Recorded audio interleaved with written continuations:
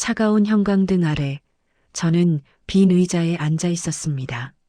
52살 윤서연. 엄마의 장례식장이었죠. 조문객들은 이미 다 돌아갔고 이제 남은 건 유산 분배뿐이었습니다. 변호사가 서류를 펼치는 소리가 유난히 크게 들렸어요.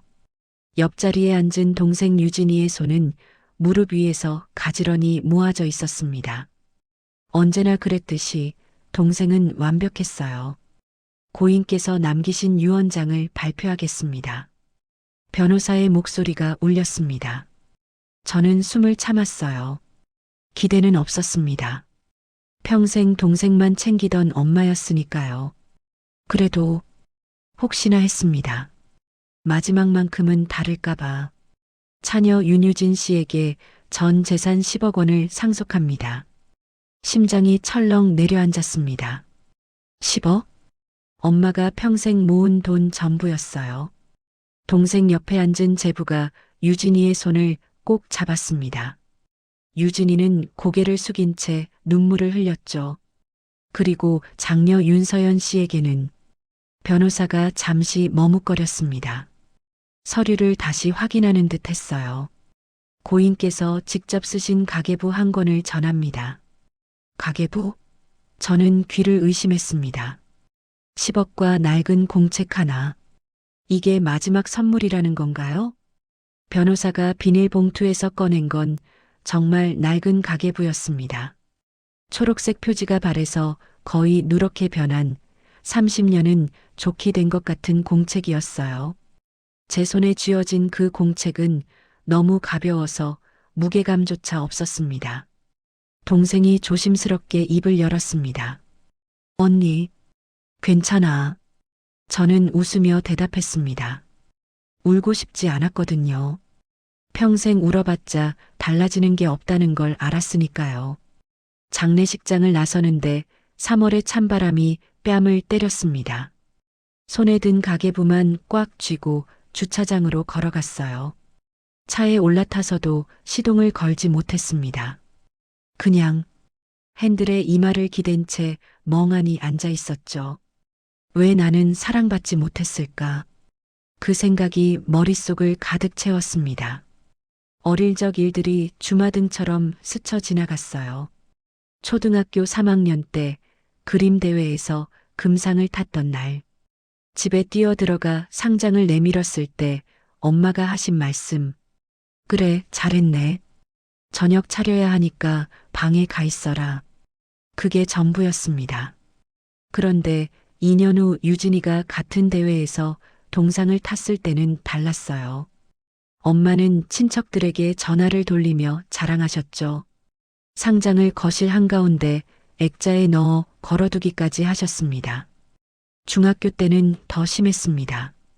전교 1등을 해도 공부는 원래 잘하잖아였고 유진이가 학년 10등만 해도 우리 유진이 대단하다였어요. 대학도 그랬습니다. 저는 장학금을 받아가며 지방 국립대를 나왔고 유진이는 서울 사립대에 등록금 전액 지원받았죠. 유학까지 보내셨습니다. 결혼할 때도 마찬가지였어요. 저는 조촐한 식장에서 100명 하객으로 식을 올렸고 유진이는 특급 호텔에서 300명을 초대했습니다. 신혼집도 달랐죠. 저는 전세, 유진이는 아파트 한 채를 선물 받았어요. 언니는 남편이 능력 있잖아. 그게 엄마가 하신 말씀이었습니다. 차 안에서 한참을 있다가 집으로 돌아왔습니다. 문을 열자 남편이 거실에서 TV를 보고 있었어요. 어떻게 됐어? 유진이가 다 받았어. 나는 공책 하나. 남편은 한숨을 쉬었습니다. 그럴 줄 알았어. 장모님 성격이 원래 그러셨잖아. 위로의 말이었지만 가슴에 박혔습니다. 원래 그랬다. 맞아요. 엄마는 평생 그러셨죠. 밤 11시 남편과 딸이 모두 잠든 후 저는 가계부를 펼쳤습니다. 책장을 넘기는 손이 떨렸어요. 첫 장, 1995년 1월. 유진 학원비 50만 원. 유진 옷 구입 30만 원. 유진 과외비 80만 원. 두 번째 장. 1996년. 유진 피아노 학원 40만 원. 유진 영어 캠프 200만 원. 세 번째, 네 번째, 다섯 번째 장. 모든 페이지가 동생 이름으로 가득했습니다. 제 이름은 단 한 번도 나오지 않았어요. 가계부를 바닥에 내던지고 싶었습니다. 찢어버리고 싶었어요.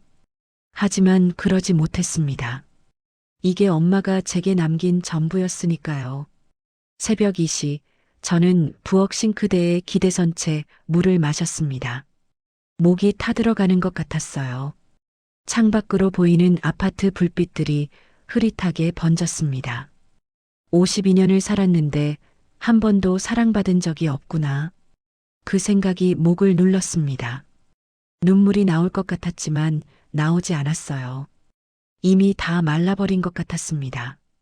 다시 거실로 돌아와 가계부를 주워들었습니다. 마지막 장까지 넘겨봤어요. 2024년 2월까지 빼곡하게 기록되어 있었습니다. 죽기 직전까지 동생에게 쏟은 사랑의 기록. 그런데 맨 마지막 장을 넘기려는 순간 뭔가 바스락거리는 소리가 났습니다. 가계부 뒷표지 안쪽에 편지 봉투가 붙어 있었어요. 봉투 겉면에는 엄마의 손글씨로 이렇게 적혀 있었습니다. 서연이에게. 손이 멈췄습니다. 심장이 다시 뛰기 시작했어요. 이게 뭘까요? 편지 봉투를 뜯지 못한 채 저는 일주일을 보냈습니다. 매일 밤 가계부를 펼쳐놓고 봉투만 바라봤어요. 뜯고 싶었습니다. 하지만 동시에 두려웠죠. 그 안에 또 다른 실망이 들어있을까봐. 49제가 다가왔습니다. 절에서 지내는 작은 의식이었어요. 유진이가 모든 걸 준비했다고 연락이 왔습니다. 언니는 그냥 오기만 하면 돼. 동생의 목소리는 언제나처럼 부드러웠어요. 하지만 그 부드러움이 오늘은 유난히 날카롭게 느껴졌습니다. 절에 도착하니 이미 친척들이 모여 있었어요. 큰고모, 작은아버지, 사촌 언니들까지 모두 검은 옷을 입고 법당 앞에 앉아 있었습니다. 서연아, 왔니? 큰고모가 반갑게 손을 흔들었어요. 저는 고개만 살짝 숙이고 구석자리에 앉았습니다. 스님의 독경 소리가 법당에 울려 퍼졌습니다. 저는 눈을 감고 엄마 얼굴을 떠올렸어요. 주름진 손, 허리 굽은 모습, 늘 피곤해 보이던 눈가. 엄마는 정말 날 사랑하지 않았던 걸까? 의식이 끝나고 공양 시간이 되었습니다. 절 식당에 마련된 음식들이 소박했지만 정갈했어요. 사람들이 둘러앉아 밥을 먹기 시작했습니다. 유진아, 너 엄마 유산 많이 받았다며? 작은아버지가 농담처럼 던진 말이었습니다. 하지만 식탁이 순간 조용해졌어요. 유진이가 당황한 표정으로 고개를 저었습니다. 아니에요, 작은아버지. 그냥 엄마가 모아두신 거예요. 10억이면 적은 돈은 아니지. 서연이는 뭐 받았어? 작은아버지의 시선이 제게로 향했습니다. 모든 사람들의 눈이 저를 바라봤어요. 저는 가계부 하나요. 제 목소리가 생각보다 담담하게 나왔습니다. 가계부? 그게 뭐야? 엄마가 30년간 쓰신 가계부요. 그게 전부예요. 순간 어색한 침묵이 흘렀습니다. 사촌 언니가 국 먹던 걸 멈추고 저를 빤히 쳐다봤어요. 그건 좀 심한 거 아니야? 큰고모가 유진이를 바라보며 말했습니다. 유진아, 언니한테도 좀 나눠줘야 하는 거 아니니? 유진이의 얼굴이 붉어졌습니다. 제부가 유진이 어깨를 감싸며 말했어요. 장모님 뜻이 그러셨으니까요. 저희가 어찌할 수 있는 부분이 아니잖아요. 그 말이 제 가슴에 비수처럼 꽂혔습니다. 맞아요. 제가 말했습니다. 엄마 뜻이니까요. 평생 그러셨으니까. 언니, 그게 무슨... 유진이가 당황해서 말을 시작했지만 저는 계속 말했습니다. 나는 장학금 받아가며 대학 다니고 너는 서울 사립대 등록금 다 받았지. 나는 전세집, 너는 아파트 받았고 나는 국내 여행, 너는 유럽 배낭여행 보내주셨고 식탁의 공기가 싸늘하게 식었습니다. 그래도 나는 참았어요. 엄마니까. 그런데 마지막까지 10억대 공책한 건 목소리가 떨렸습니다. 참으려 했는데 안 됐어요.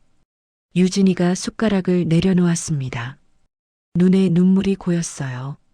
언니는 이미 받을 만큼 받았잖아. 뭐? 저는 귀를 의심했습니다.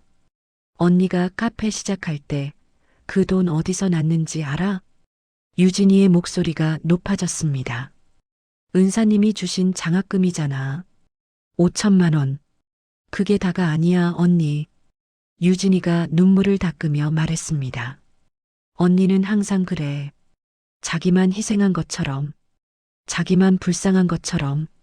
그 말에 제 머릿속이 하얗게 됐습니다. 뭐라고? 나도 힘들었어, 언니. 엄마가 언니 눈치 보느라 나한테 주는 것도 조심스러워 하셨던 거 몰라? 무슨 소리 하는 거야, 지금? 제 목소리가 커졌습니다. 친척들이 모두 숨을 죽였어요. 언니는 똑똑하고 능력 있으니까 알아서 잘 살 거라고. 엄마가 항상 그러셨어. 나는 언니처럼 못 되니까 챙겨줘야 한다고. 유진이가 흐느꼈습니다. 그게 내가 원한 사랑이었을까? 매번 언니랑 비교당하면서 저는 말문이 막혔습니다. 나는 엄마 사랑 받으려고 일부러 못하는 척했어. 일부러 약한 척했다고. 그래야 엄마가 나를 봐줬으니까. 유진이의 목소리가 법당 밖까지 울려 퍼졌습니다. 언니가 부러웠어. 언니는 엄마 없이도 혼자 잘 살았잖아. 나는 평생 엄마 손 놓으면 무너질 것 같았는데 식탁 위에 놓인 국그릇에서 김이 모락모락 올라왔습니다. 하지만 아무도 숟가락을 들지 않았어요. 큰 고모가 조심스럽게 입을 열었습니다. 서연아, 유진이 말도 일리가. 아니에요. 저는 자리에서 일어났습니다. 저는 한 번도, 단 한 번도 엄마한테 제대로 사랑받았다고 느낀 적이 없어요. 그게 제 잘못인가요? 가방을 집어들고 식당을 나섰습니다. 뒤에서 누군가 제 이름을 불렀지만 돌아보지 않았어요. 절마당에 서니 5월의 바람이 뺨을 스쳤습니다. 눈물이 주르륵 흘러내렸어요. 이번엔 멈출 수가 없었습니다. 핸드폰이 울렸습니다. 남편이었어요. 여보, 어떻게 됐어? 나 유진이랑 싸웠어. 뭐? 무슨 일이야? 모르겠어. 나도 잘 모르겠어. 목소리가 떨렸습니다. 일단 집에 와. 천천히 얘기하자. 전화를 끊고 주차장으로 걸어갔습니다. 차에 올라타서도 한참을 시동을 걸지 못했어요. 언니는 이미 받을 만큼 받았잖아. 유진이의 그 말이 계속 귓가에 맴돌았습니다. 대체 무슨 뜻이었을까요? 제가 뭘 받았다는 거죠? 집으로 가는 길 신호등에 멈춰 섰을 때 조수석에 놓인 가방이 눈에 들어왔습니다. 가방 안에는 아직 뜯지 않은 편지 봉투가 들어 있었어요. 서연이에게 엄마의 손글씨. 이제 읽어야 할 때가 온 것 같았습니다. 신호등이 바뀌었지만 저는 차를 길가에 세웠습니다. 가방에서 봉투를 꺼냈어요. 손이 떨렸습니다. 봉투를 천천히 뜯었습니다. 그 안에서 나온 것은 접힌 편지지 한 장이었습니다. 첫 줄을 읽는 순간 제 세상이 흔들리기 시작했습니다. 차 안에서 편지를 펼쳤습니다. 엄마의 떨리는 손글씨가 편지지를 가득 채우고 있었어요. 서연아, 엄마가 이 편지를 쓸 때 손이 너무 떨려서 글씨가 흐려졌구나. 미안하다. 첫 문장을 읽는 순간 눈물이 핑 돌았습니다. 너에게 줄 게 가계부밖에 없어서 엄마 마음이 너무 아프다. 하지만 내가 이 가계부를 끝까지 보면 엄마 마음을 알게 될 거야. 가계부를 끝까지 본다고요? 저는 이미 다 봤는데요. 유진이 이름만 가득한 그 기록들을요.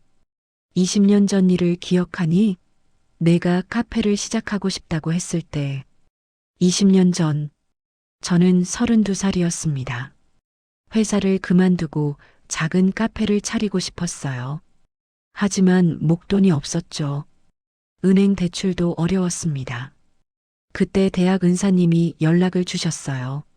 제자들을 위한 창업 장학금이 있다면서 5천만 원을 지원해 주신다고요. 저는 너무 기뻐서 울었습니다. 드디어 제 가게를 가질 수 있다는 게 믿기지 않았거든요. 그 돈 말이야, 서연아. 편지를 읽는 제 손이 떨렸습니다. 그건 교수님이 준 게 아니라 엄마가 교수님께 부탁해서 전달한 거였어. 뭐라고요? 내가 자존심 강한 거 엄마가 아는데 엄마한테 돈 받으면 절대 안 받을 것 같았어. 그래서 교수님께 부탁드렸단다. 엄마 이름은 절대 말씀하지 말라고. 차 밖으로 사람들이 지나갔습니다. 평범한 일요일 오후였어요. 하지만 제 세계는 완전히 뒤집히고 있었습니다. 5천만 원은 내 아버지 퇴직금이었어.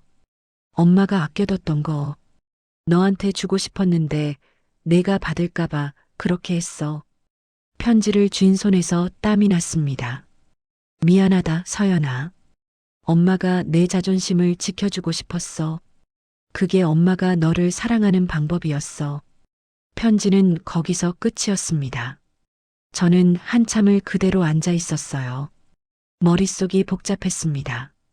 20년 전 그 돈이 엄마 돈이었다고요? 집에 도착했을 때는 이미 저녁 7시였습니다. 남편과 딸이 거실에서 TV를 보고 있었어요. 엄마, 어디 갔다 와? 연락도 없이. 대학생인 딸 지수가 걱정스러운 표정으로 물었습니다. 응, 잠깐. 볼 일 있었어. 저는 얼떨떨하게 대답하고 방으로 들어갔습니다. 침대에 앉아 가계부를 다시 꺼냈어요. 편지에서 끝까지 보라고 했잖아요. 분명 뭔가 더 있을 거예요. 1995년부터 천천히 넘겼습니다. 유진 학원비 50만 원, 유진 옷값 30만 원, 유진 영어 캠프 200만 원. 여전히 유진이 이름뿐이었습니다. 그런데 1998년 페이지에서 이상한 걸 발견했어요. 페이지 한쪽 구석이 살짝 찢어진 것처럼 보였습니다. 자세히 보니 뭔가 지워진 흔적이 있었어요. 형광등 불빛에 비춰봤습니다. 희미하게 연필 자국이 보였어요. 서연 카페 월세 대납 100만 원? 심장이 쿵 떨어졌습니다. 다음 페이지도 똑같았습니다. 지워진 연필 자국들이 군데군데 보였어요. 서연 아이 학원비 80만 원, 서연 병원비 150만 원. 손이 떨려서 책장을 제대로 넘길 수가 없었습니다. 더 넘겼습니다. 2005년, 2010년, 2015년. 모든 페이지마다 지워진 흔적들이 있었어요.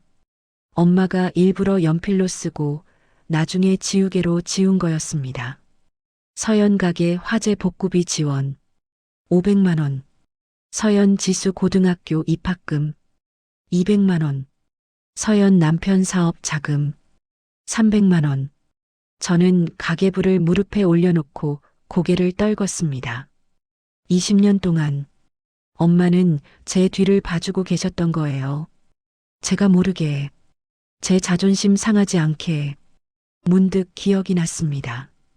5년 전 카페에 화재가 났을 때였어요. 보험금만으로는 복구가 어려운 상황이었죠. 그때 익명의 후원자가 500만 원을 보내왔습니다. 쪽지에는 응원합니다라고만 적혀 있었어요. 저는 그게 단골 손님 중 한 분이라고 생각했습니다. 하지만 그게 엄마였던 거예요. 딸 지수 고등학교 입학할 때도 그랬습니다.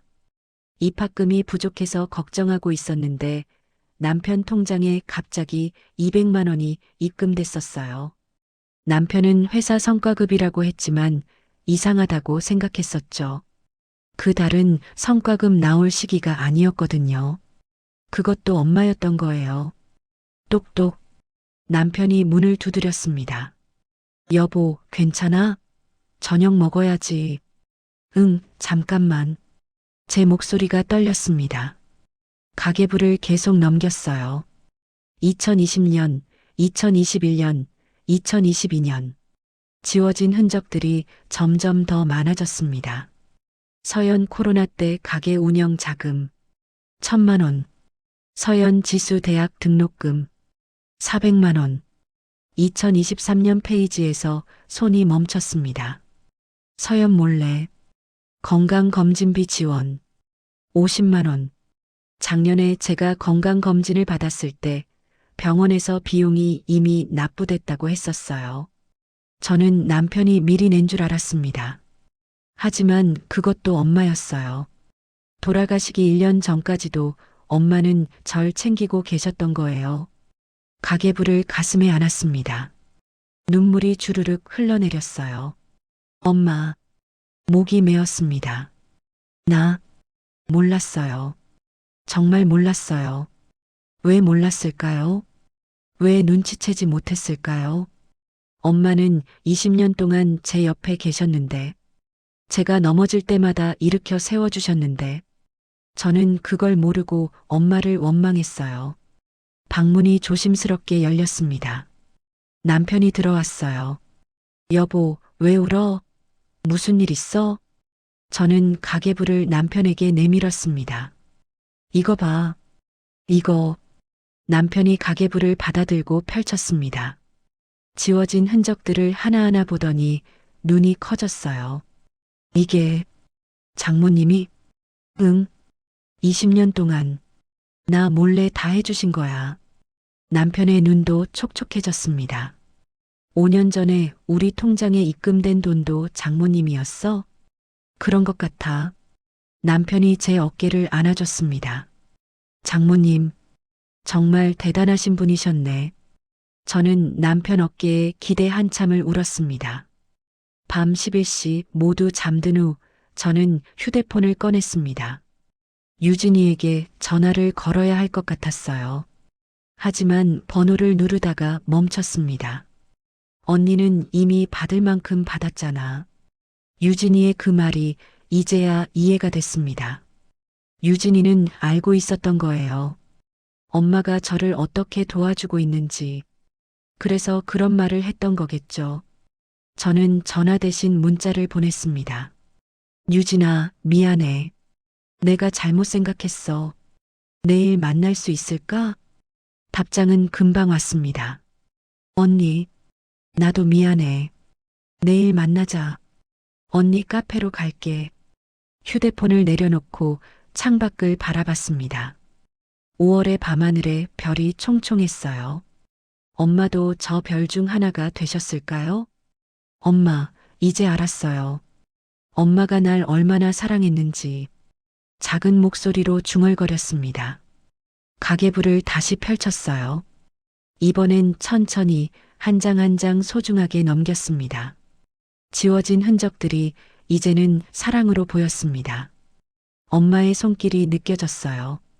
다음 날 오후 2시 카페 문을 여는 소리가 들렸습니다. 유진이었어요. 검은색 원피스를 입은 동생이 조심스럽게 들어왔습니다. 평소보다 수척해 보였어요. 언니, 앉아. 커피 줄게. 저는 일부러 밝게 말했습니다. 어색함을 덜어내고 싶었거든요. 아메리카노 2잔을 가지고 창가 자리에 앉았습니다. 5월의 햇살이 따뜻하게 테이블을 비추고 있었어요. 한참 동안 둘 다 말이 없었습니다. 커피잔만 만지작거렸죠. 언니, 어제는 미안했어. 유진이가 먼저 입을 열었습니다.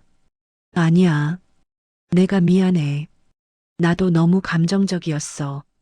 저는 가방에서 가계부를 꺼냈습니다. 유진이가 그걸 보더니 눈빛이 흔들렸어요. 이거 끝까지 봤어. 엄마가 나한테 이렇게 해주신 거 몰랐어. 가계부를 펼쳐서 지워진 흔적들을 보여줬습니다. 유진이가 손으로 그 자국들을 조심스럽게 쓰다듬었어요. 나는 알았어, 언니. 유진이의 목소리가 떨렸습니다. 엄마가 언니한테 몰래 돈 보낼 때마다 나한테 말씀하셨거든. 유진아, 이건 비밀이야. 언니한테는 절대 말하면 안 돼. 그러셨어. 너는 알고 있었구나. 응, 처음부터. 유진이가 눈물을 닦았습니다. 20년 전 언니가 카페 시작할 때 나 고등학생이었잖아.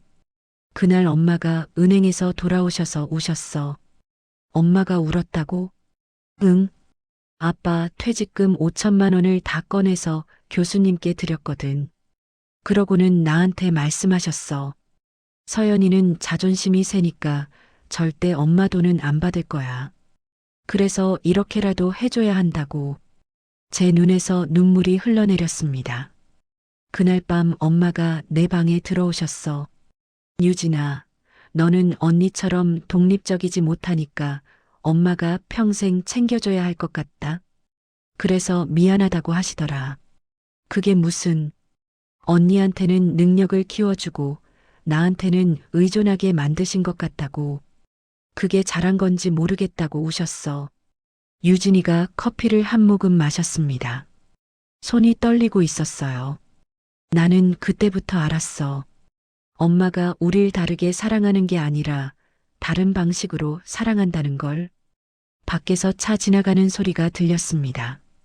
평범한 월요일 오후였지만 제 마음속은 태풍이 지나가고 있었어요. 근데 언니, 나도 궁금한 게 있어. 유진이가 가방에서 봉투 하나를 꺼냈습니다. 이거 엄마가 돌아가시기 일주일 전에 나한테 준 거야. 봉투를 열자 낡은 사진 한 장이 나왔습니다.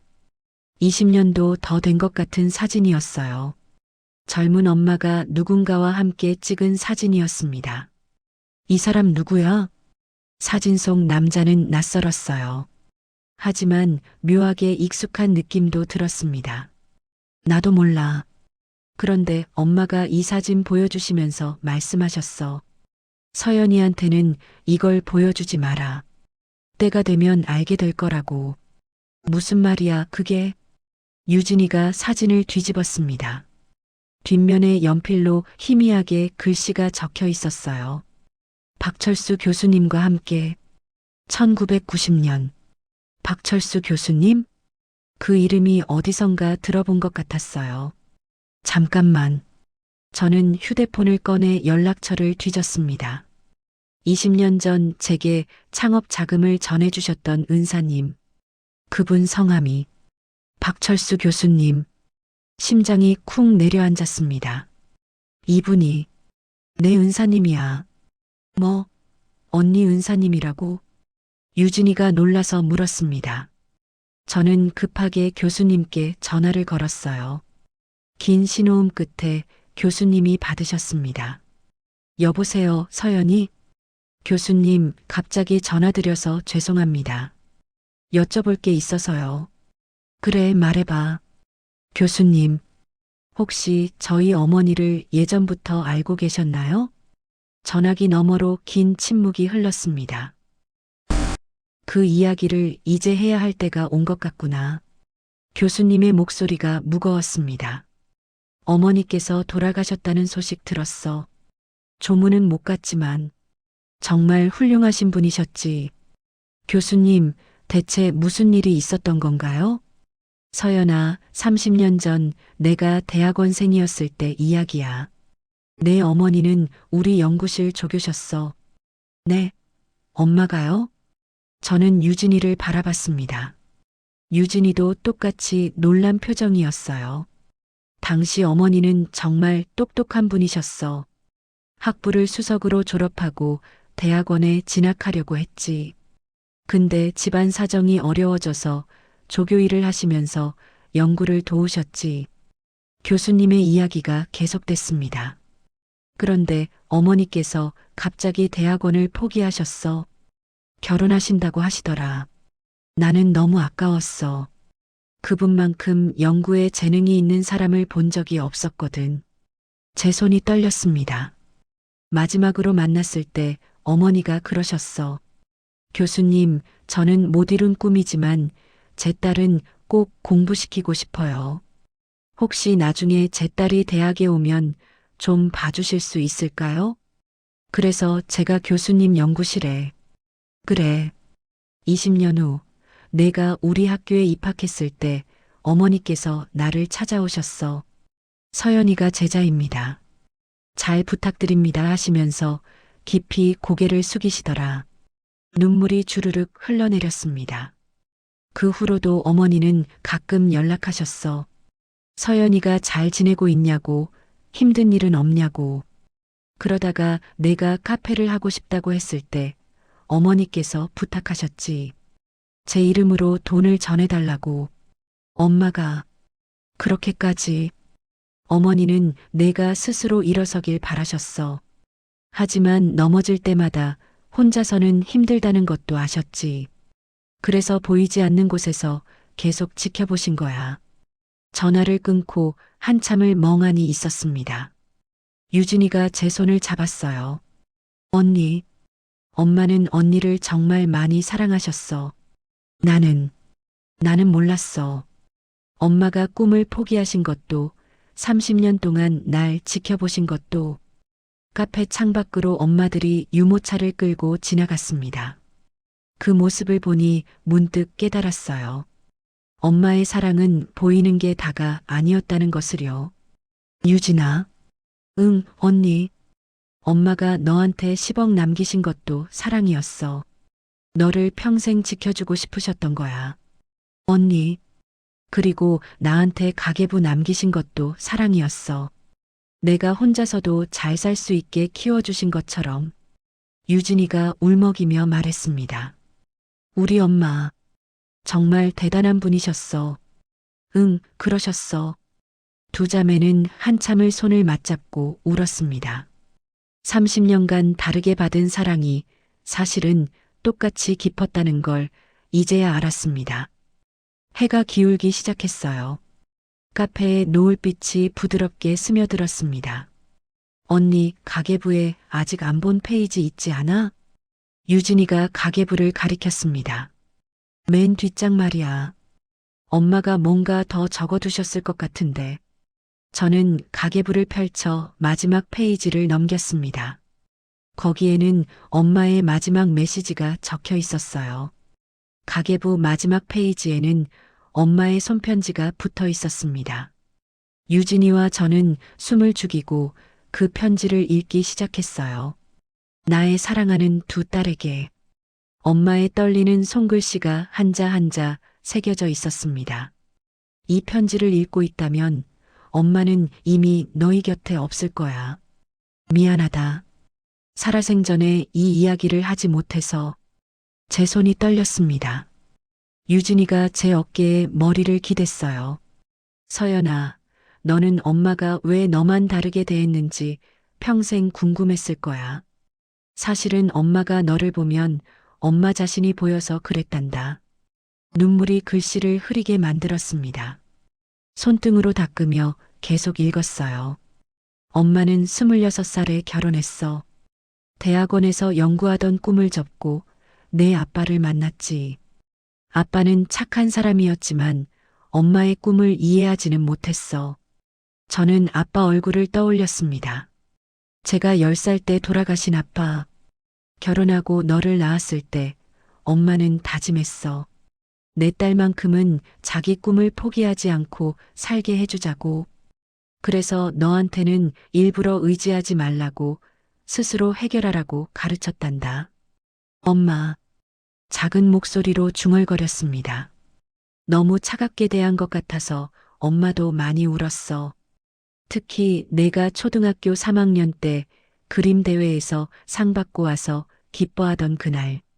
엄마가 대충 넘긴 거 기억하니? 기억했습니다. 너무나 선명하게. 그날 밤 엄마는 내 방문 앞에서 1시간 동안 서 있었어. 들어가서 안아주고 싶었어. 잘했다고, 자랑스럽다고 말해주고 싶었지. 근데 그러면 넌 엄마 칭찬을 듣기 위해 노력하는 아이가 될 것 같았어. 유진이가 흐느끼기 시작했습니다. 엄마는 내가 남의 인정이 아니라 스스로를 위해 노력하는 사람이 되길 바랐어. 그래서 그렇게 키웠단다. 미안하구나. 손편지는 계속 이어졌습니다. 그리고 유진아, 너한테도 미안해. 엄마가 너를 너무 의존하게 만든 것 같아. 유진이가 편지를 손으로 쓰다듬었습니다. 언니가 태어나고 8년 후에 내가 왔어. 언니는 이미 너무 독립적으로 자라고 있었고, 엄마는 너한테만큼은 다르게 해주고 싶었어. 많이 안아주고, 많이 사랑한다고 말해주고. 엄마, 유진이가 울먹였습니다. 근데 그게 너한테 독이 된 것 같아. 내가 20이 넘어서도 엄마 없이는 불안해하는 걸 보면서 엄마가 잘못 키운 건가 싶어서 가슴이 아팠어. 저는 유진이 손을 꼭 잡았습니다. 두 딸을 다르게 키웠지만 엄마의 사랑은 똑같았단다. 다만 너희에게 필요한 게 달랐을 뿐이야. 편지 끝부분에 다다랐습니다. 서연아, 너한테는 날개를 달아줬어. 이제 마음껏 날아. 그리고 유진아, 너한테는 평생 쉴 수 있는 집을 남겨뒀어. 10억은 내가 불안해하지 않고 살 수 있는 안전망이야. 마지막 문장이 남아 있었습니다. 엄마의 가장 큰 소원은 너희 자매가 서로 의지하며 사는 거야. 부디 서로 미워하지 말고 엄마가 너희를 사랑한 것처럼 서로를 사랑해 주렴. 편지가 끝났습니다. 저와 유진이는 한참을 아무 말도 하지 못했어요. 그저 손을 맞잡고 울었습니다.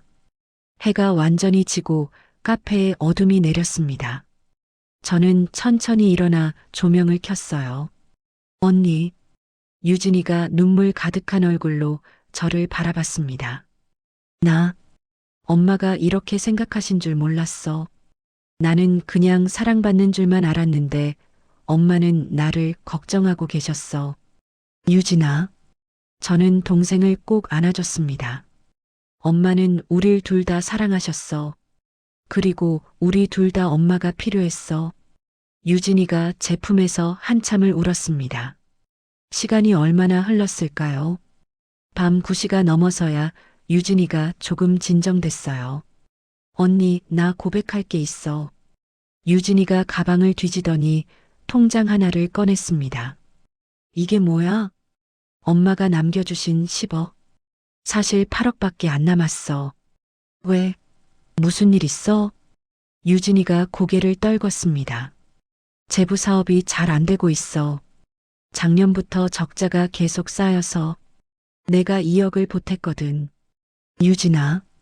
그리고 솔직히 말하면 나도 불안했어. 엄마 없으니까 혼자 살아야 한다는 게 무서웠어. 그래서 돈만 있으면 괜찮을 줄 알았는데. 유진이가 눈물을 닦았습니다. 언니가 카페 운영하는 거 보면 부러웠어. 언니는 혼자서도 뭐든 할 수 있잖아. 나는 항상 누군가한테 기대야 하는데. 저는 유진이 어깨를 잡았습니다. 유진아, 이제부터는 내가 옆에 있을게.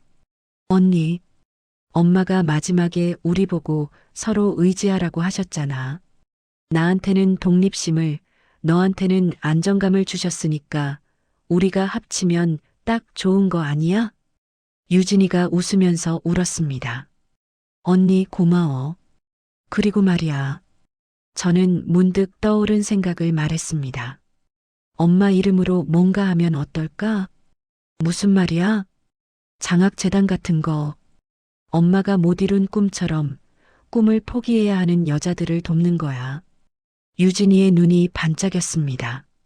그거 좋다. 근데 돈이. 내 카페 건물주가 이번 달에 매물 내놓는다고 했어. 시세가 5억 정도인데 우리 둘이 합치면 살 수 있어. 그걸 담보로 대출받아서 재단 만들고 언니가 꿈꾸던 건물주 되는 건데. 괜찮아? 응. 이게 더 의미 있을 것 같아. 엄마가 더 좋아하실 것 같고. 유진이가 제 손을 꼭 잡았습니다. 언니, 나도 할래. 같이 하자. 우리는 노트를 꺼내 밤새도록 계획을 짰습니다. 윤희 장학재단 마이너스 엄마 이름을 딴 재단. 꿈을 포기해야 하는 여성들에게 장학금을 주고 멘토링을 제공하는 것. 특히 자존심 때문에 도움을 거절하는 사람들을 위해 익명으로 지원하는 시스템. 엄마가 저를 도와주셨던 것처럼 새벽 2시가 넘어서야 계획이 완성됐습니다. 언니, 엄마가 보시면 기뻐하실까? 당연하지. 엄마의 사랑이 우리에게서 끝나는 게 아니라 다른 사람들에게도 이어지는 거잖아. 유진이가 활짝 웃었습니다. 오랜만에 보는 진짜 웃음이었어요. 언니, 그리고 미안한데. 왜? 49제 때 내가 한 말. 언니는 이미 받을 만큼 받았다고 한 거. 그거 진심이 아니었어. 나도 화나서 그랬어. 알아. 괜찮아. 사실 나는 평생 언니가 부러웠어. 언니는 엄마 없이도 혼자 설 수 있었잖아. 나는 계속 기대야 했는데. 유진아, 제가 동생을 바라봤습니다. 이제부터는 우리 서로한테 기대자. 나도 혼자는 외로웠어. 응, 언니. 창밖으로 동이 트기 시작했습니다. 긴 밤이 지나고 새로운 아침이 오고 있었어요. 가계부를 덮으면서 저는 엄마한테 속으로 말했습니다. 엄마, 이제 알았어요. 엄마의 사랑이 얼마나 깊었는지, 그리고 우리 자매가 얼마나 소중한 선물인지. 유진이와 저는 카페 문을 열고 밖으로 나왔습니다. 5월의 새벽 공기가 상쾌했어요. 손을 맞잡고 걸어가는 우리의 그림자가 길게 늘어졌습니다. 이제 우리에게는 새로운 시작이 있었습니다. 엄마가 남겨주신 가장 큰 유산, 바로 서로였습니다. 재단 설립 준비는 생각보다 순조로웠습니다. 카페 건물을 매입하고 2층을 재단 사무실로 꾸몄어요. 유진이와 저는 매일 만나 일을 진행했습니다. 3개월이 흐른 어느 금요일 오후였습니다. 언니, 첫 장학생 선발 공고 올라갔어. 유진이가 노트북을 들고 기뻐하며 외쳤어요. 윤희 장학재단 일기 장학생 모집. 꿈을 포기해야 하는 여성 10명에게 각 1천만 원씩 지원한다는 내용이었습니다. 엄마가 보시면 좋아하셨을 텐데. 제가 중얼거리자 유진이가 제 어깨에 머리를 기댔습니다. 응, 분명 하늘에서 보고 계실 거야. 그날 저녁 집에 돌아왔을 때 남편이 심각한 표정으로 저를 기다리고 있었습니다. 여보, 앉아봐. 왜? 무슨 일 있어? 남편이 서류 뭉치를 내밀었습니다. 은행에서 온 우편물이었어요.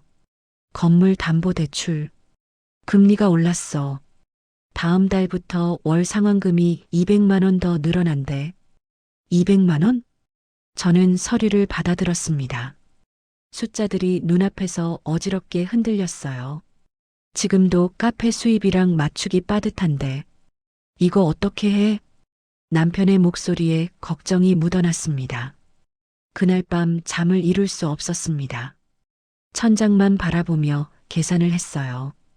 카페 월 수입 500만 원, 대출 상환 350만 원, 재단 운영비 200만 원, 생활비. 숫자가 맞지 않았습니다. 다음 날 아침 유진이에게 전화를 걸었습니다.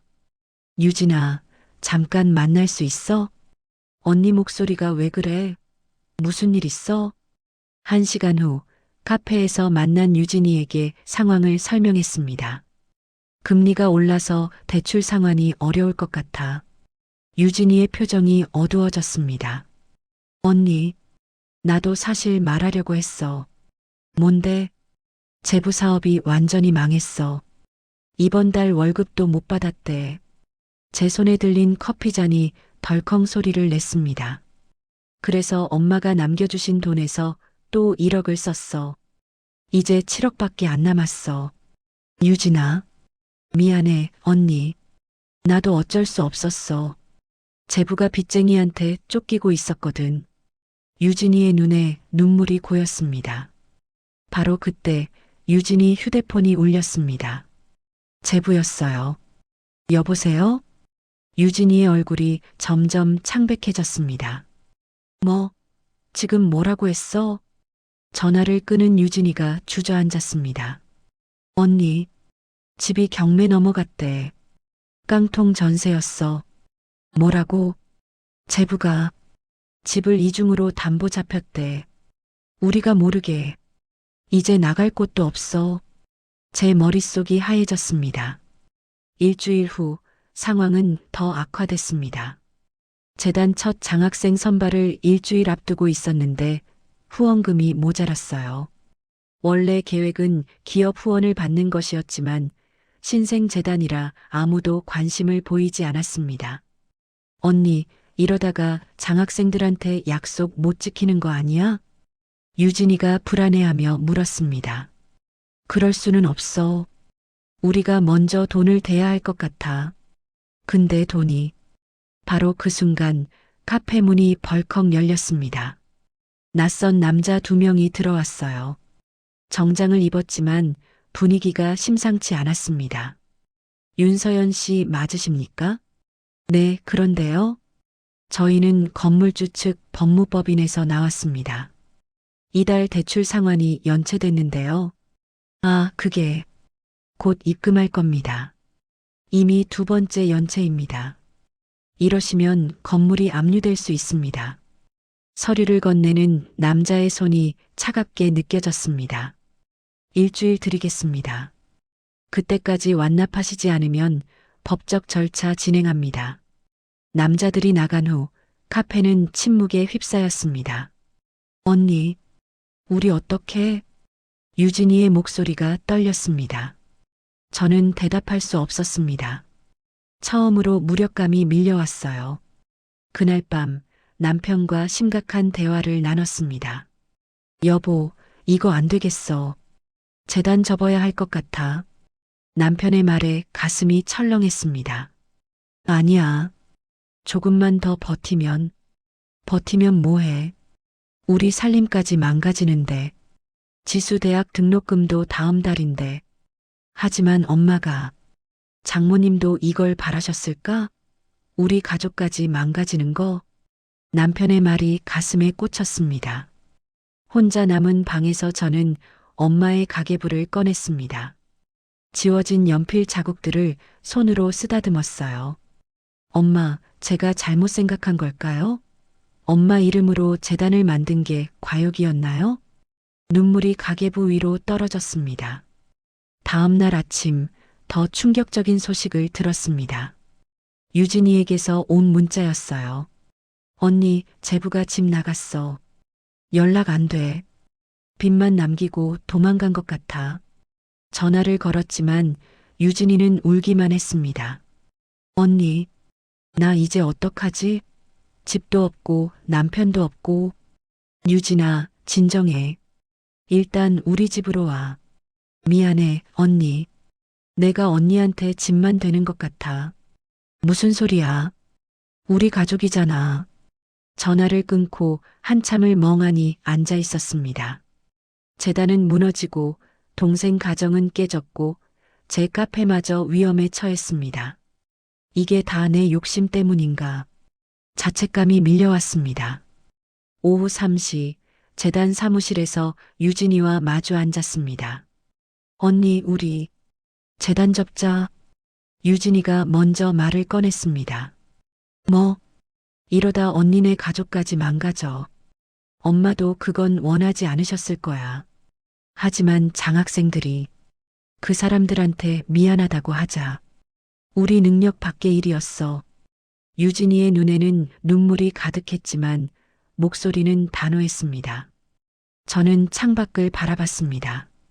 거리에는 사람들이 평범하게 걸어가고 있었어요. 각자의 삶을 살아가는 사람들. 엄마, 제가 할 수 있는 게 아무것도 없네요. 그때였습니다. 휴대폰이 울렸어요. 모르는 번호였습니다. 여보세요? 윤서연 선생님이십니까? 저는 박철수 교수입니다. 교수님? 교수님, 어떻게? 소식 들었습니다. 재단 일이 어려워졌다고요. 어떻게 하셨어요? 제자 하나가 장학금 신청했다가 상황을 들었더군요. 그래서 전화드렸습니다. 교수님의 목소리가 따뜻했습니다. 선생님, 어머니께서 돌아가시기 전에 저를 찾아오셨습니다. 네. 마지막 부탁을 하나 하셨어요. 만약 서연이가 어려움에 처하면 도와달라고요. 눈물이 주르륵 흘러내렸습니다. 어머니께서 제게 봉투 하나를 맡기셨습니다. 지금 전달해도 될까요?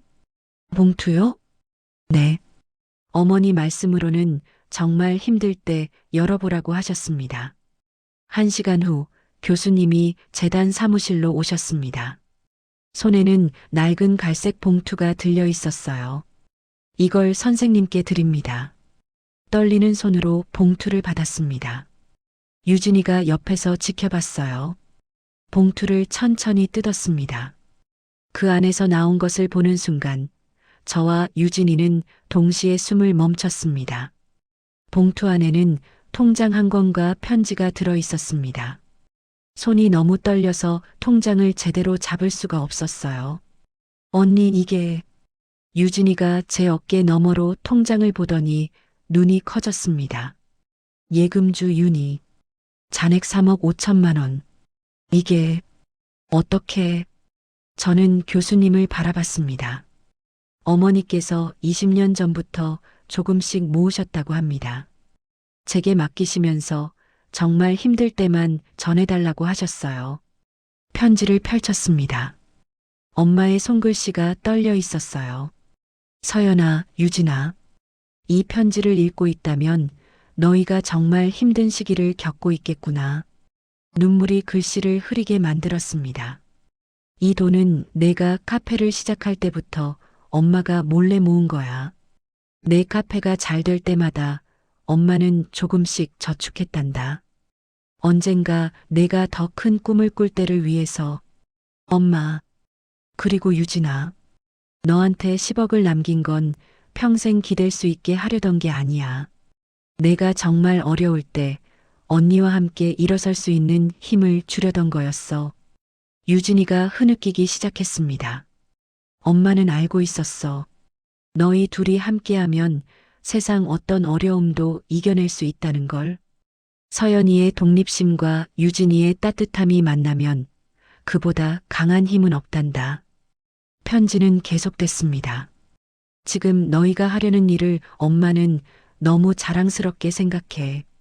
엄마가 못 이룬 꿈을 너희가 이어가고 있으니까. 하지만 힘들 때는 쉬어도 괜찮아. 포기하는 게 아니라 잠시 멈추는 거니까. 제 눈에서 눈물이 멈추지 않았습니다. 이 돈으로 다시 시작해. 그리고 기억해. 진짜 재산은 돈이 아니라 너희 둘이 서로를 지켜주는 마음이라는 걸. 편지 마지막 줄에는 이렇게 적혀 있었습니다. 사랑한다. 나의 딸들아. 마이너스 엄마가. 저와 유진이는 한참을 울었습니다. 교수님도 눈가를 훔치셨어요. 어머니께서 마지막으로 이 말씀을 하셨습니다. 제 딸들이 함께 걸어가는 모습을 보고 싶었는데 그걸 못 봐서 아쉽다고요. 교수님, 하지만 지금 보고 계실 겁니다. 두 분이 함께 일어서는 모습을요. 교수님이 자리에서 일어나셨습니다. 힘내세요. 어머니의 꿈은 이제 당신들의 것입니다. 교수님이 떠나고 한참 후에야 저는 정신을 차렸습니다. 유진아, 응, 언니, 우리 할 수 있을 것 같아? 유진이가 눈물을 닦으며 고개를 끄덕였습니다. 응, 엄마가 믿어주셨잖아. 우리 함께하면 할 수 있다고. 그날 밤 저는 남편을 설득했습니다. 여보, 조금만 더 기회를 줘. 엄마가 남겨주신 돈으로 당장 급한 거 정리하고 다시 시작할게. 남편은 한참을 침묵하다가 말했습니다. 여보, 나도 장모님 뜻을 무시하고 싶지 않아. 근데 걱정돼서 그래. 또 힘들어하는 당신을 보고 싶지 않아서. 고마워. 근데 이번엔 달라. 이번엔 혼자가 아니야. 유진이랑 함께니까. 남편이 제 손을 잡았습니다. 알았어. 같이 해보자. 일주일 후 모든 빚을 정리했습니다. 건물 대출 연체금을 갚고 유진이 제부빚도 정리했어요. 그리고 재단 운영 자금을 확보했습니다. 남은 돈은 1억 5천만 원. 적은 돈이었지만 희망이 생겼습니다. 장학생 선발 면접 날이 왔습니다. 총 10명이 지원했고 그중 10명을 선발하기로 했어요. 첫 번째 지원자가 들어왔습니다. 35살 김미선 씨. 두 아이의 엄마였어요. 저는 고등학교 졸업하고 바로 결혼했습니다. 20년간 아이들 키우고 남편 뒷바라지하며 살았어요. 그녀의 목소리가 떨렸습니다. 작년에 남편이 사업 실패로 집을 나갔습니다. 갑자기 혼자가 됐어요. 애들 학비도 벌어야 하고, 그래서 검정고시 준비하고 있습니다. 꿈이 뭐세요? 제가 물었습니다. 간호사요. 사람들 돌보는 일을 하고 싶어요. 그게 제가 할 수 있는 일인 것 같아서요. 그녀의 눈에서 절박함이 보였습니다. 두 번째 지원자는 28살 박지영 씨. 저는 미대를 나왔는데 취업이 안 돼서 편의점 알바를 했습니다. 3년째예요. 왜 이 장학금에 지원하셨어요? 유진이가 물었습니다. 다시 그림을 그리고 싶어서요. 포기했다고 생각했는데 엄마 돌아가시고 나서 깨달았어요. 엄마는 제가 그림 그리는 걸 제일 좋아하셨거든요. 그녀가 울먹였습니다. 엄마한테 한 번도 제대로 그림 보여드리지 못했어요. 이제라도 그리고 싶어요. 면접을 보면서 저는 깨달았습니다. 이 사람들 모두가 엄마였고 저였고 유진이었다는 것을요. 꿈을 포기해야 했던 사람들. 하지만 다시 시작하고 싶은 사람들. 10명의 면접이 끝났습니다. 유진이와 저는 회의실에 남아 이야기를 나눴어요. 언니, 다들 너무 절박해 보였어. 10명만 뽑기엔. 나도 그 생각했어. 저는 잠시 고민하다가 말했습니다. 우리 돈 아껴서 15명 뽑으면 안 될까? 언니, 그럼 운영비가. 내가 카페 영업시간 늘릴게. 주말에도 열고. 그리고 너는? 나도 뭔가 할게. 온라인 쇼핑몰이라도 시작하든가. 우리는 결정했습니다. 1천만 원씩 10명이 아니라 700만 원씩 15명을 지원하기로. 발표 날 15명의 이름을 호명했습니다. 김미선 씨가 울면서 달려와 저를 안았습니다. 감사합니다. 정말 감사합니다. 꼭 성공해서 보답하겠습니다. 아니에요. 당신의 꿈을 응원할게요. 박지영 씨도 눈물을 흘렸습니다. 저 엄마한테 자랑스러운 딸이 될 수 있을 것 같아요. 그 순간 저는 알았습니다. 이게 엄마가 정말 바라셨던 거구나. 자신의 사랑이 멈추지 않고 계속 이어지는 것. 발표가 끝나고 유진이와 저는 옥상으로 올라갔습니다. 8월의 저녁 하늘이 붉게 물들어 있었어요. 언니, 우리 해냈어. 응, 이제 시작이야. 엄마가 보고 계실까? 당연하지. 분명 웃고 계실 거야. 유진이가 제 손을 잡았습니다.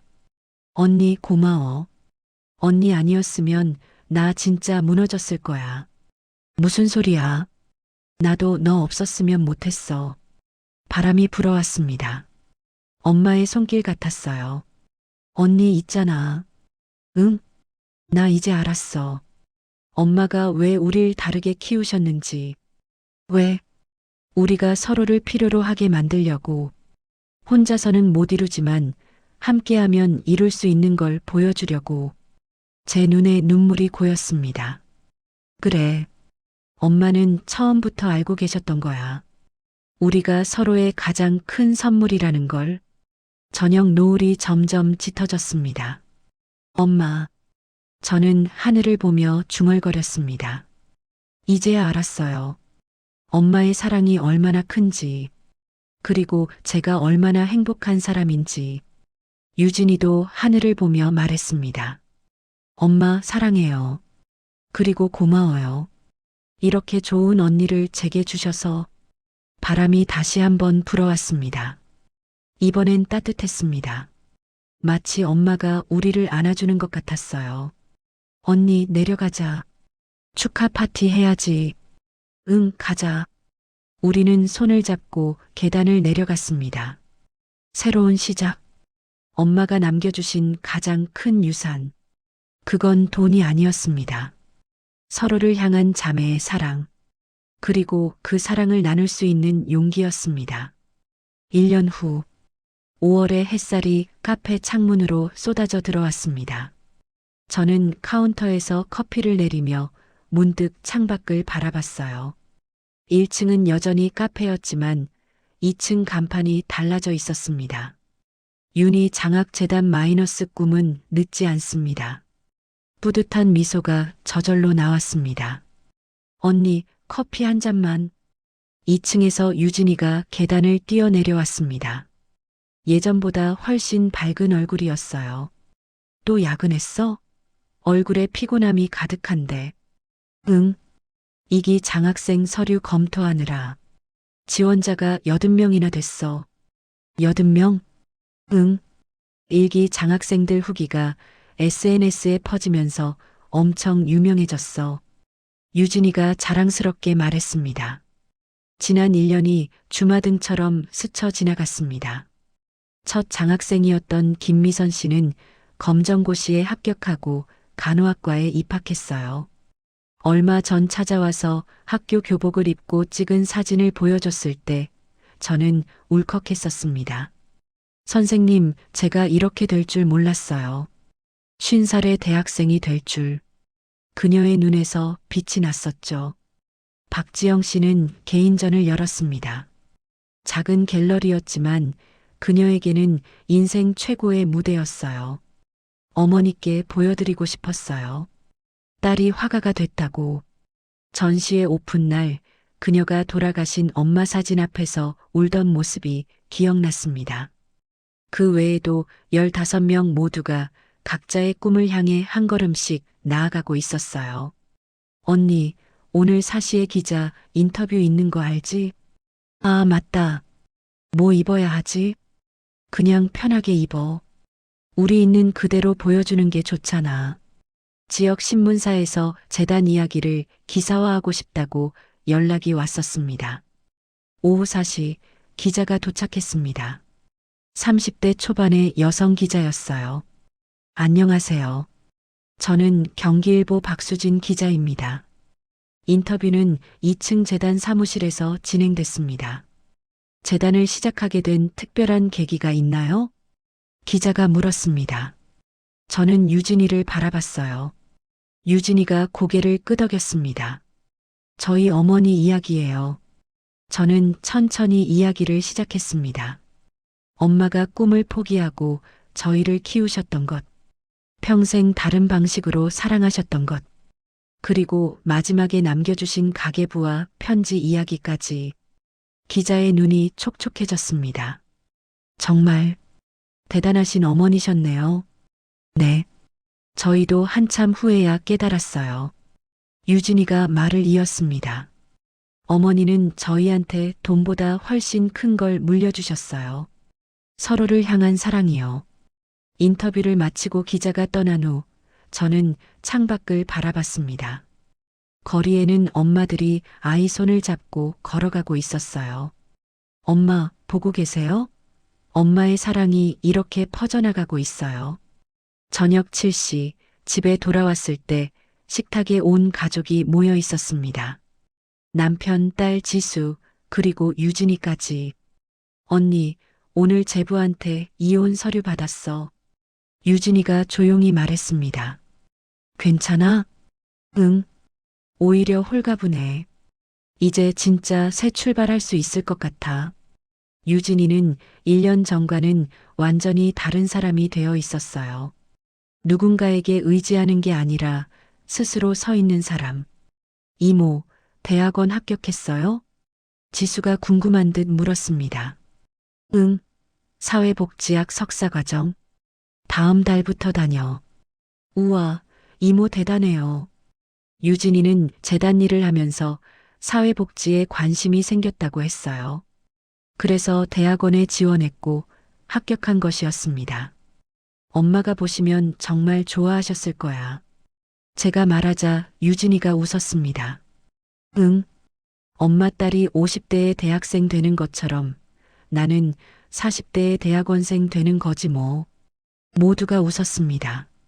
저녁을 먹고 설거지를 하는데 남편이 다가왔습니다. 여보, 응? 1년 전에 내가 재단 접자고 했을 때 내 말 안 들어줘서 고마워. 무슨 소리야? 진심이야. 당신이 끝까지 포기하지 않아서 우리 모두 행복해진 것 같아. 남편이 제 어깨를 안아줬습니다.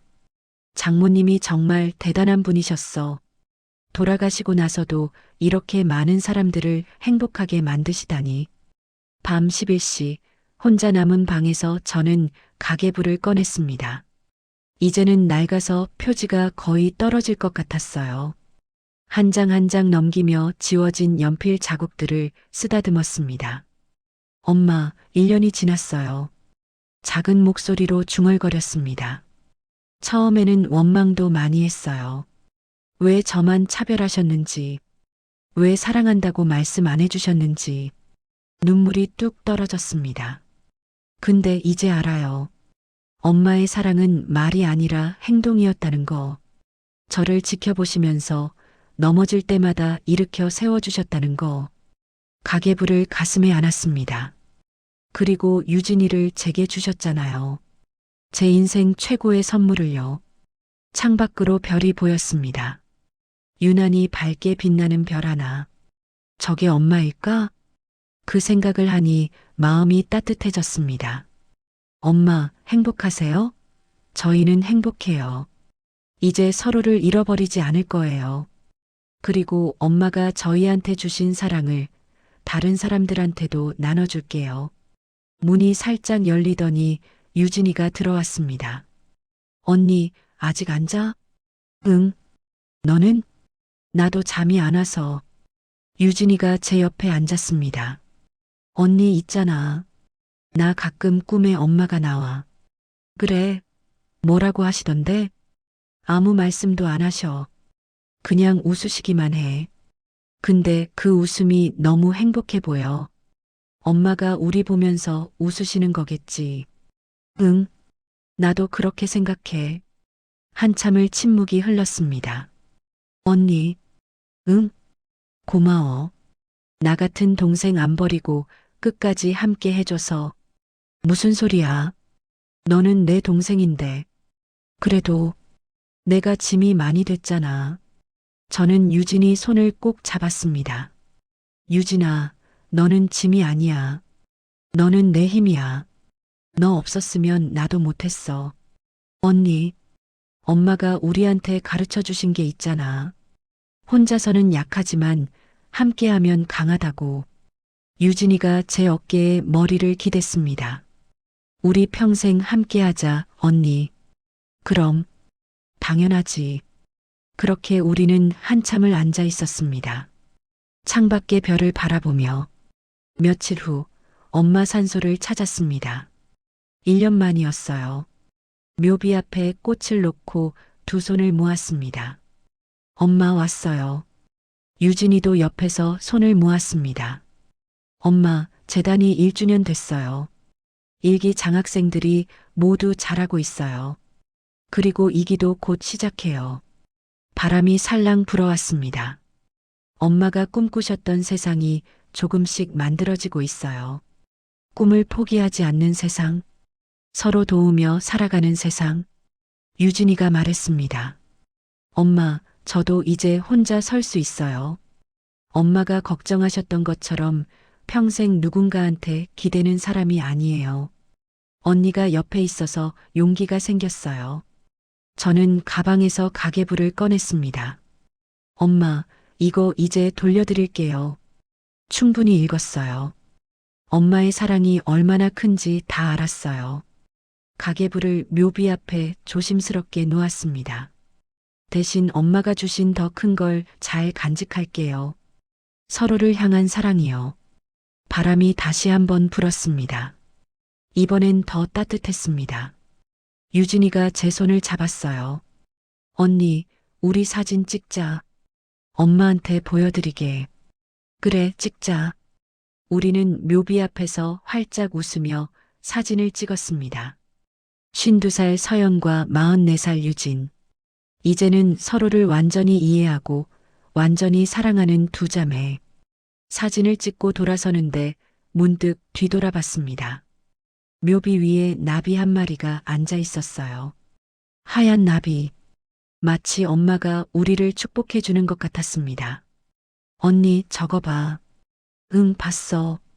나비는 한참을 묘비에 머물다가 날아올랐습니다. 우리 주위를 한 바퀴 돌더니 하늘 높이 날아갔어요. 안녕, 엄마. 우리는 동시에 중얼거렸습니다. 산을 내려오는 길 유진이가 말했습니다. 언니, 나 깨달았어. 뭘? 엄마는 돌아가신 게 아니야. 우리 안에 살아계셔. 맞아. 제 가슴이 따뜻해졌습니다. 엄마의 사랑도, 꿈도, 모든 게 우리 안에 있어. 그리고 우리가 그걸 다른 사람들한테 전하는 거지. 응. 그게 엄마가 원하셨던 거야. 그날 저녁 재단 사무실에서 저는 노트북을 켰습니다. 2기 장학생 공고문을 작성하기 위해서였어요. 타이핑을 하다가 문득 멈췄습니다. 그리고 가계부에 적혀 있던 엄마의 마지막 문장을 떠올렸습니다. 진짜 재산은 서로를 지켜주는 마음이다. 저는 공고문 맨 위에 그 문장을 적었습니다. 그리고 아래에 이렇게 덧붙였습니다. 윤희 장학재단은 한 어머니의 사랑에서 시작되었습니다. 그 사랑이 이제 여러분에게 전해지기를 바랍니다. 저장 버튼을 누르고 창밖을 바라봤습니다. 별들이 반짝이고 있었어요. 그 중 하나가 유난히 밝게 빛났습니다. 엄마, 사랑해요. 작은 목소리로 말했습니다. 그리고 고마워요. 저를, 유진이를, 그리고 이 모든 걸 주셔서. 바람이 창문을 스쳤습니다. 엄마의 대답 같았어요. 나도 사랑한다. 나의 딸들아.